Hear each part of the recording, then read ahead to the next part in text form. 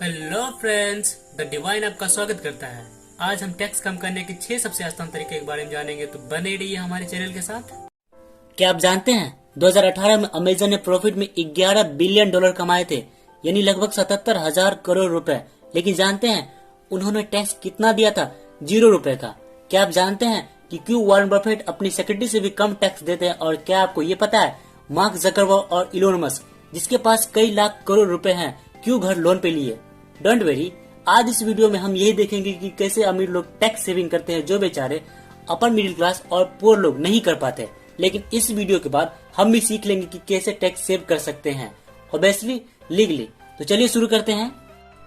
सबसे पहला पॉइंट कहता है डिवाइड एंड रूल। मान लीजिए आपकी कंपनी साल के 1 करोड़ रुपए की रेवेन्यू जनरेट करती है और आपका उसमें से प्रॉफिट होता है 20% का, यानी 20 लाख रुपए। अब अगर आप इस पर नॉर्मल टैक्स पे करते हैं तो आपके फर्म को लगभग 5.5 लाख रुपए का टैक्स पे करना पड़ेगा। लेकिन अगर आप इस इनकम को डिवाइड कर देते हैं, for example as a family business show करते हैं, जहां पर आपके 4 फैमिली मेंबर्स आपके बिजनेस रन करने में हेल्प कर रहे हैं, जैसे कि मदर अकाउंट्स में, सिस्टर मैनेज करने में, एक्सेट्रा, और आप इन्हें हर मंथ 42,000 की सैलरी के आसपास देते हैं, तो आपके हर फैमिली मेंबर्स की एनुअल सैलरी बनेगी 5 लाख के करीब। यानी आपकी फैमिली को आपके समेत 20 लाख रुपए मिल जाएंगे एज सैलरी, और आपकी कंपनी की इनकम हो जाएगी 0। और आपके किसी भी फैमिली मेंबर्स को टैक्स नहीं देना पड़ेगा, क्योंकि सरकार के अकॉर्डिंग वो लोअर टैक्स ब्रैकेट में है। अब अगर आप इन एडिशन अपने फैमिली मेंबर्स को 80C 80DD जैसे डिडक्शन दिलवा देते हैं, तो आपकी कंपनी आपकी फैमिली मेंबर्स को 20 लाख से भी कई ज्यादा पर कोई टैक्स नहीं देना पड़ेगा। अब आप में से कई लोग सोच रहे होंगे कि सर, हम तो बिलियनर की बात कर रहे थे, यहाँ पर तो सिर्फ 1-2 करोड़ की बात हो रही है। कोई बात नहीं, सब करो, पिक्चर अभी बाकी है। नेक्स्ट ट्रिक जो अमीर लोग टैक्स से बचने के लिए यूज करते हैं वो है एक्सपेंसेस। देखिए, एक सैलरीड पर्सन टैक्स देता है अपनी इनकम पर और फिर बेचारे के पास कुछ पैसे बचते हैं खर्च करने के लिए। लेकिन एक बिजनेसमैन पहले खर्चे करता है, यानी एक्सपेंसेस करता है, फिर उसके बाद टैक्स देता है, और इस सीक्वेंस की वजह से ही एक अमीर और ज्यादा अमीर होता रहता है। अब मान लीजिए आपका बिजनेस 1 करोड़ रुपए साल का कमाता है, लेकिन आपका प्रॉफिट है 40% का। इसका मतलब यह है कि साल के आप कमा रहे हैं 40 लाख रुपए। होगा ये कि जब भी आप बिजनेस चला रहे होंगे तो ऑब्वियसली जिस रूम में आप बैठोगे तो एसी तो ऑन करोगे ही। अगर आप किसी के साथ बिजनेस मीटिंग के लिए जा रहे होंगे तो ऑब्वियसली कार में पेट्रोल तो भरवाओगे ही। घर का रूम अगर आप बिजनेस पर्पस के लिए यूज कर रहे हो तो ऑब्वियसली घर का रेंट तो बिजनेस ही पे करेगा। अब कभी भी आपको अपनी बिजनेस स्किल्स को इम्प्रूव करने के लिए फॉरेन जाना पड़ा तो ये भी आपका बिजनेस ही पे करेगा। अब अगर आप फ्लाइट में टाइट होकर नहीं बैठना चाहते तो ऑब्वियसली आप बिजनेस क्लास में ही ट्रेवल करोगे, तो ये भी एज एन एक्सपेंस आपका बिजनेस ही पे करेगा। बिजनेस मीटिंग के लिए अगर आप 5 स्टार होटल यूज करते हैं तो ये भी आपका बिजनेस ही पे करेगा। तो अब आपका प्रॉफिट 40% से दोबारा 20% हो जाएगा, यानी अगेन 20 लाख। अब पहला रूल तो आपको पता ही है, डिवाइड एंड रूल। इसके बाद अमीर लोग इस 20 लाख में से डिवाइड एंड रूल यूज करेंगे और बस आप टैक्स फ्री हो गए। नेक्स्ट रूल कहता है hide your wealth in stocks. कई लोगों के मन में ये सवाल आता है कि जेफ बेजोस जैसे बिलियनर बहुत ज्यादा सैलरी नहीं लेते, लेकिन फिर भी वे इतने अमीर हैं कैसे? एक्चुअली में होता ये है कि गवर्नमेंट किसी भी बिजनेस पर टैक्स तब लगाती है जब वो अपनी कंपनी से पैसा निकालता है, जैसे कि अपनी कंपनी के शेयर बेच के। तो इससे बचने के लिए अमीर लोग करते क्या है?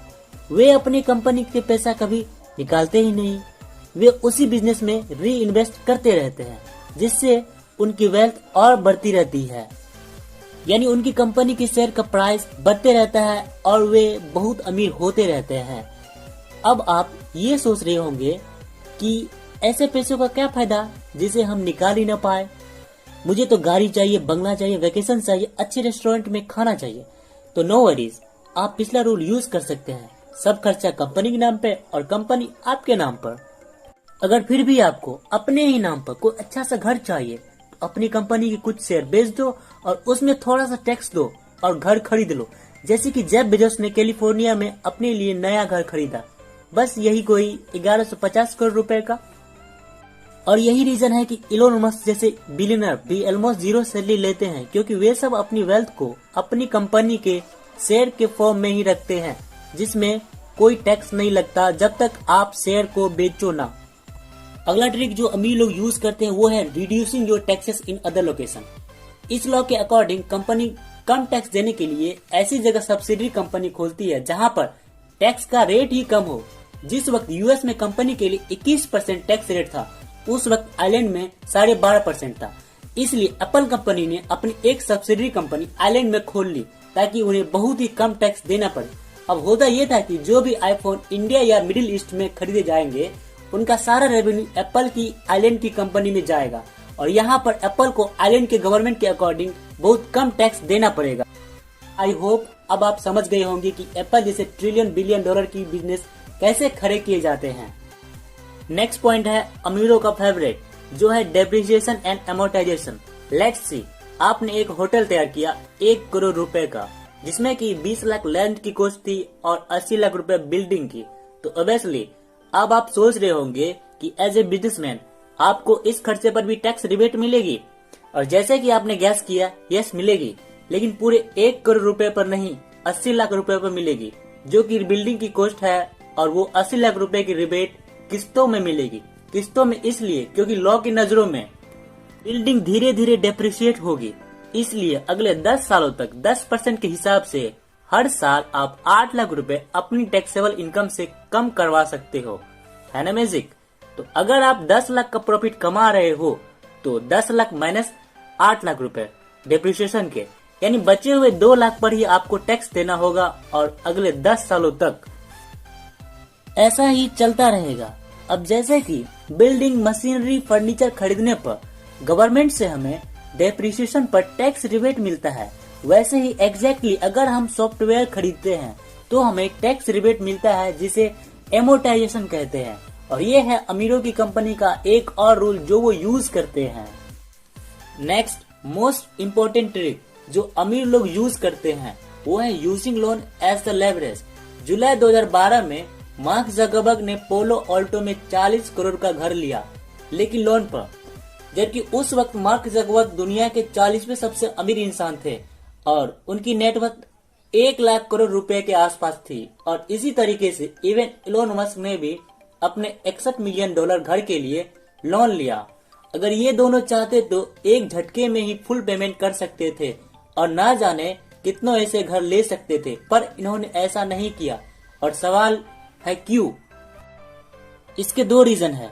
रीजन 1, कोई भी अमीर इंसान खुद से पैसे नहीं लगाना चाहता, स्पेशली जब उसे पता है कि वे उसी पैसे को अपनी बिजनेस में इन्वेस्ट कर बैंक रेट के इंटरेस्ट की तुलना में बहुत जल्दी ग्रो कर सकता है।